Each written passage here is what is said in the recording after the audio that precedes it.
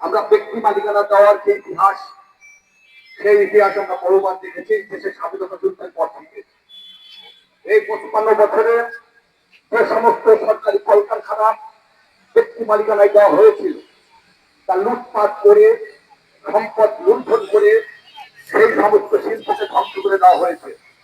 আবারও সরকার নতুন করে সিদ্ধান্ত নিতে যাচ্ছে 26টি পাটকল সহ চিনি কলগুলো ব্যক্তি মালিকানায় দিয়ে সেই সমস্ত শিল্প কলকারখানা চালানোর জন্য ইতিমধ্যে ঘোষণা দিয়েছে। কিন্তু আমরা বলতে চাই, ব্যক্তি মালিকানায় দেওয়ার মধ্য দিয়ে সরকার একটি লুটপাটের রাজত্ব কায়েম করতে চাচ্ছে। আমরা সেটা হতে দিতে পারি না। রাষ্ট্রের সম্পদ মানে জনগণের সম্পদ, সেই জনগণের সম্পদ দিয়ে লুণ্ঠন করা হবে এবং যখন যে ক্ষমতায় এসেছে তারাই এই লুটপাটের সাথে যুক্ত হয়েছে। এই অন্যায় সিদ্ধান্ত বাতিল করতে হবে। রাষ্ট্র সমস্ত শিল্প কলকারখানা সরকারি উদ্যোগে চালাতে হবে। এই দাবি রেখে আমি আমার সংক্ষিপ্ত বক্তব্য শেষ করছি। সকলকে ধন্যবাদ।